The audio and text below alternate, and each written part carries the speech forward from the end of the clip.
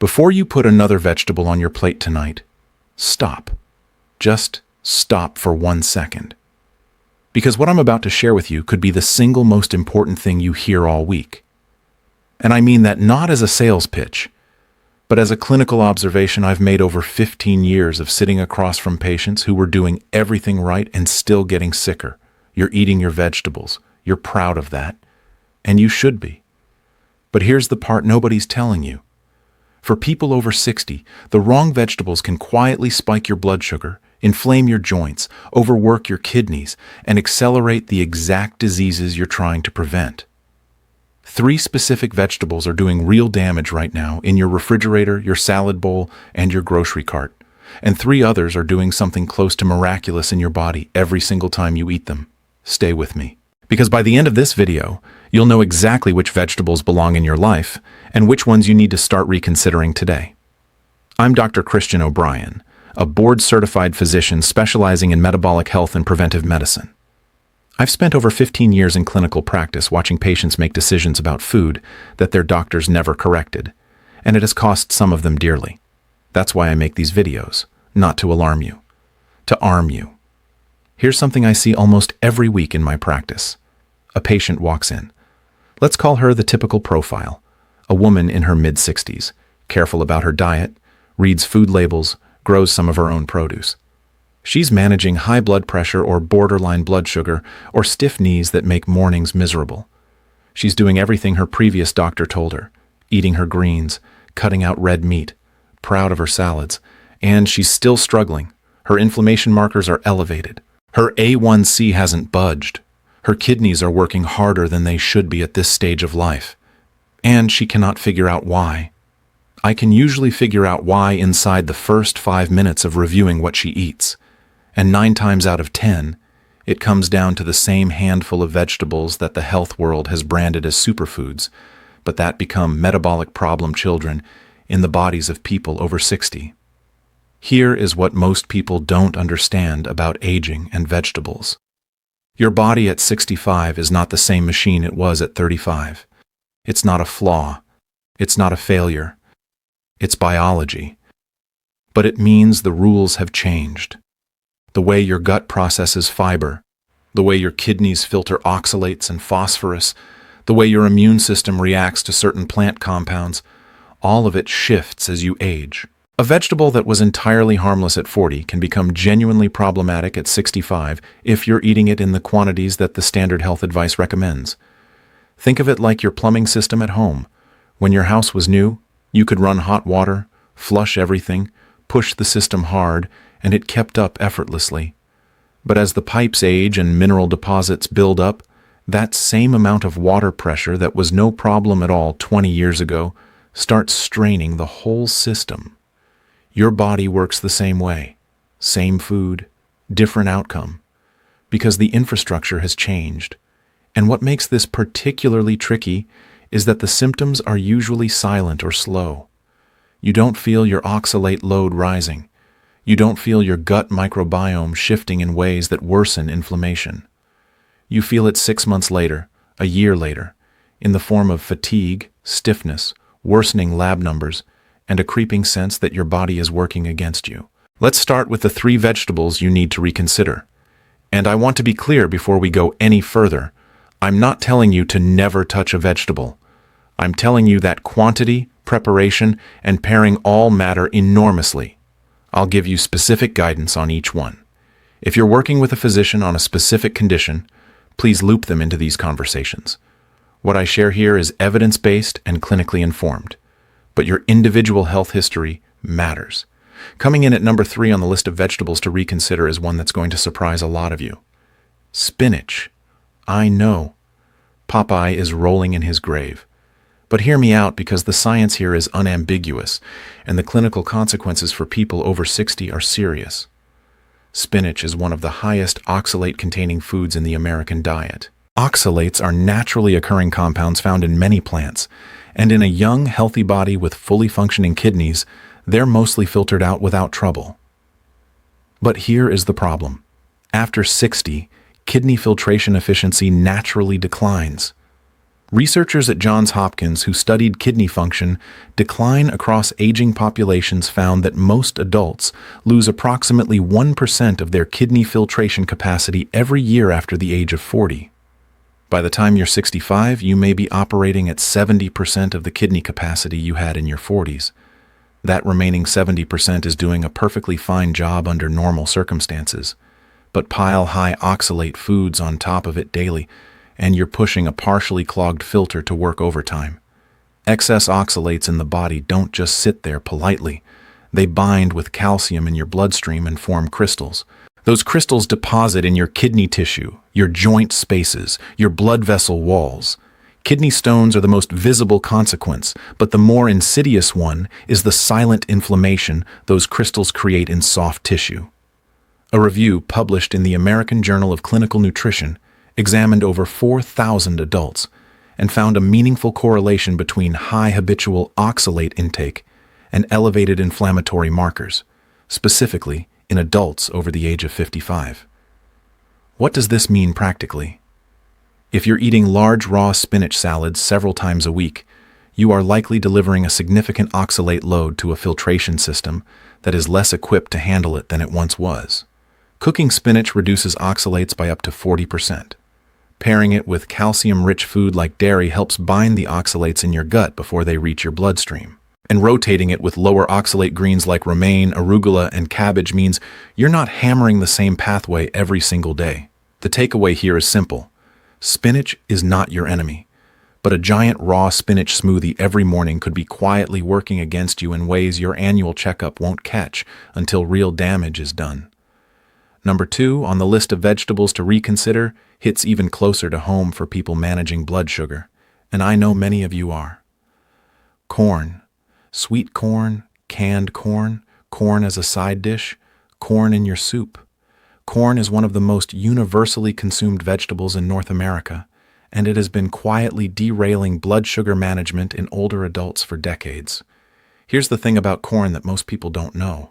Botanically, corn is a grain. Culinarily, Americans treat it like a vegetable, and from a glycemic standpoint, it behaves much more like a starchy carbohydrate than a fiber-rich vegetable. The glycemic index of sweet corn sits between 52 and 60, which puts it solidly in the moderate to high range for blood sugar impact. But here is where age changes the equation. Research published in Diabetes Care followed over 2,000 adults with prediabetes over a 24-week period and found that glycemic sensitivity, meaning how sharply blood sugar spikes in response to starchy carbohydrates, increases significantly in adults over 60, even in those without a formal diabetes diagnosis. Your body's insulin response slows with age. Your muscle cells, which are the primary sink for blood sugar, lose mass over time if you're not actively maintaining them, which most people aren't. So a blood sugar spike that your 35-year-old self would have managed in 90 minutes might now take 3 or 4 hours to fully resolve. During that extended elevated period, your blood vessel walls are being exposed to glucose stress, your inflammatory signaling is turned up, and your pancreas is working harder than it should be. If you're eating corn 2 or 3 times a week as a side vegetable, and you're also managing prediabetes, type 2 diabetes, or metabolic syndrome, you're adding unnecessary glycemic load to a system that is already under strain.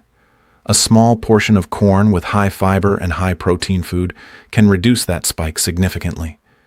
But a bowl of corn on its own, or in a soup that is already starch-heavy, is something worth reconsidering with real seriousness.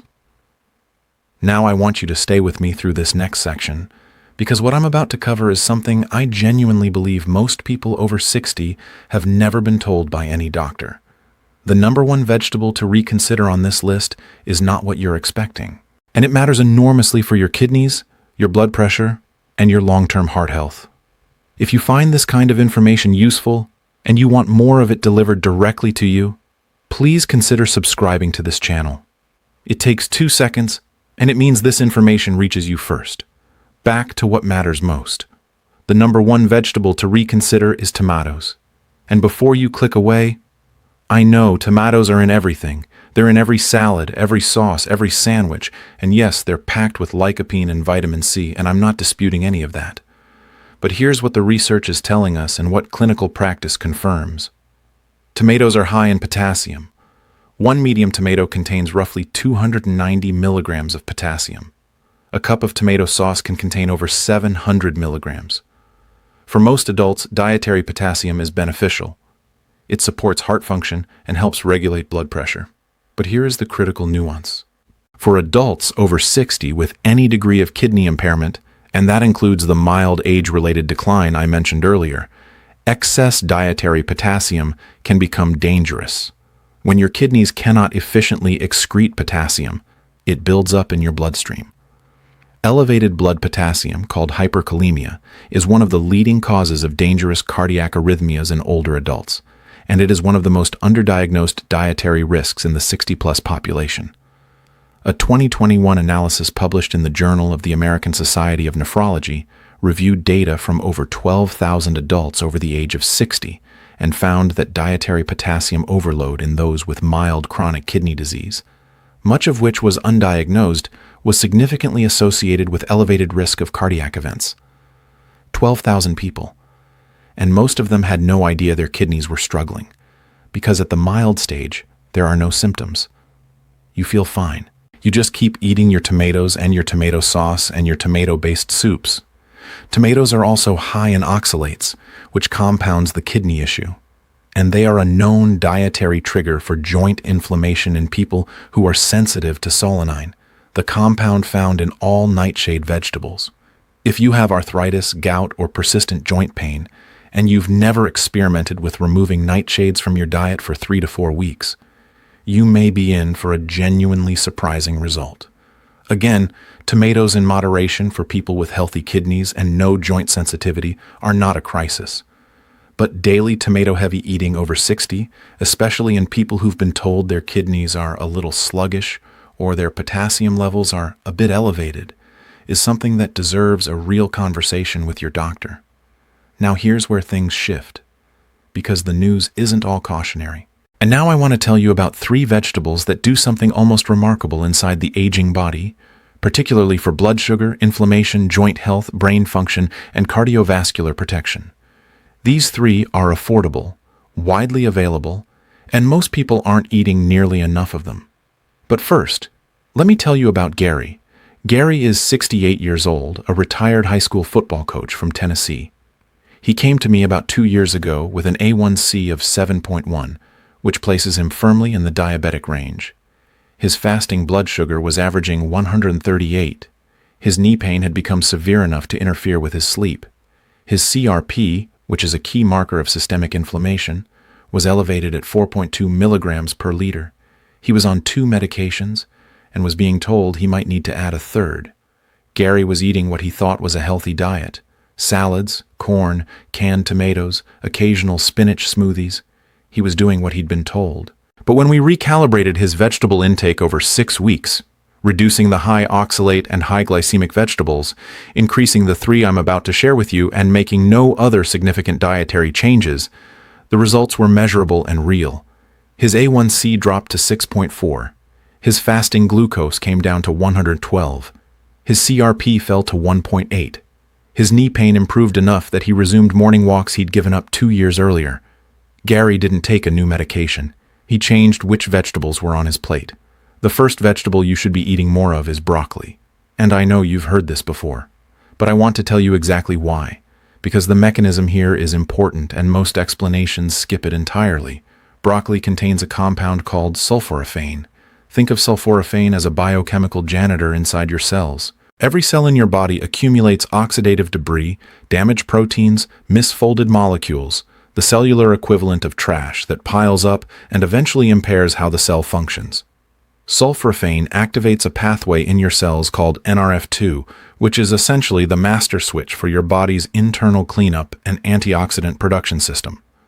A landmark study from the Harvard School of Public Health examining over 70,000 participants found that consistent broccoli consumption, defined as 3 or more servings per week, was associated with a 28% reduction in markers of systemic inflammation and a significantly lower incidence of cardiovascular events over a 12-year follow-up period. 28%. From a vegetable that costs less than $2 a head. The key here is preparation. Boiling broccoli destroys up to 70% of its sulforaphane content.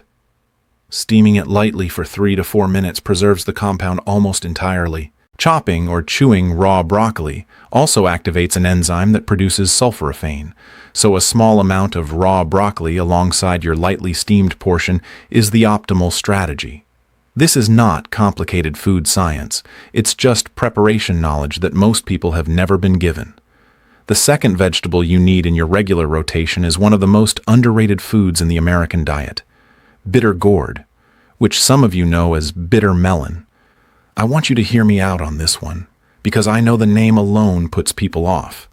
Bitter gourd is a staple in South Asian, Southeast Asian, and Caribbean cooking, and it is slowly gaining serious clinical attention in the Western medical community for its effects on blood sugar regulation. Bitter gourd contains 3 distinct compounds that independently mimic the action of insulin: charantin, vicine, and polypeptide P. These compounds work by activating glucose uptake in muscle cells through insulin-independent pathways, meaning they help your muscle cells absorb blood sugar from the bloodstream even when your insulin sensitivity has declined. A randomized controlled trial published in the Journal of Ethnopharmacology studied 90 adults with type 2 diabetes over a 12-week period. Participants who consumed bitter gourd extract equivalent to about 100 grams of the vegetable daily showed an average reduction in fasting blood glucose of 18% compared to the control group. 18% reduction in fasting blood glucose from a vegetable.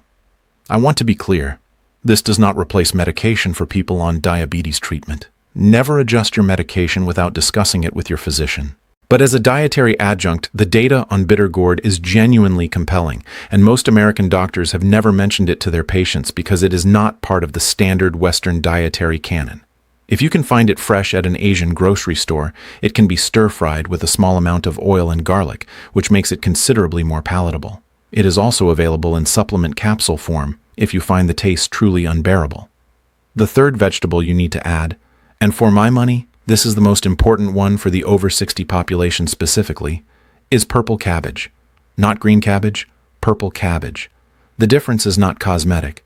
The deep purple color comes from a class of pigment compounds called anthocyanins, and anthocyanins are among the most potent anti-inflammatory, neuroprotective, and cardiovascular protective compounds found anywhere in the food supply. Researchers at the University of Toronto published a comprehensive analysis in 2019 examining dietary anthocyanin intake across 6,000 adults over a 15-year follow-up. They found that the highest quintile of anthocyanin consumption was associated with a 32% lower incidence of cognitive decline, a 27% reduction in cardiovascular disease markers, and notably a significant improvement in insulin sensitivity compared to the lowest quintile. All from food-based anthocyanins. And purple cabbage is one of the densest anthocyanin sources available at any mainstream American grocery store, at a price that is accessible to virtually everyone. Purple cabbage is also exceptionally high in vitamin C, which plays a critical role in collagen synthesis, meaning it directly supports joint cartilage integrity and skin elasticity. It contains glucosinolates, the same family of protective compounds found in broccoli, and it has a glycemic index of essentially 0, making it one of the few high-volume, deeply nutritious foods that people managing blood sugar can eat freely without concern. The best preparation is either lightly sautéed with olive oil and a little apple cider vinegar, or thinly sliced raw in a slaw. Cooking it too long destroys the anthocyanins. Quick heat is ideal, and the apple cider vinegar is not incidental. The acid environment actually enhances the stability of the anthocyanin compounds and improves their absorption. Now let me put this together for you, because I don't want you to leave this video with just a list of do's and don'ts in your head. I want you to leave with a clear, practical picture of what a genuinely protective plate looks like for someone over 60. Your plate should be built around a foundation of low glycemic, anti-inflammatory vegetables that your body can actually process efficiently at this stage of life. Purple cabbage belongs on that plate multiple times a week. Broccoli, lightly steamed, belongs on that plate at least 3 times a week. If you can tolerate bitter gourd, even a small weekly serving adds meaningful blood sugar support.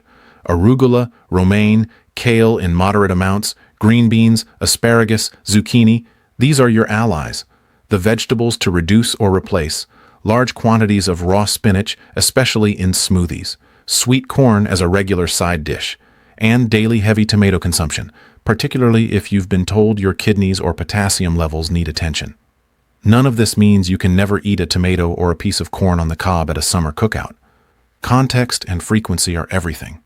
What I'm describing is your regular weekly pattern, the dietary baseline that determines your inflammation levels, your blood sugar trajectory, and your kidney workload over months and years.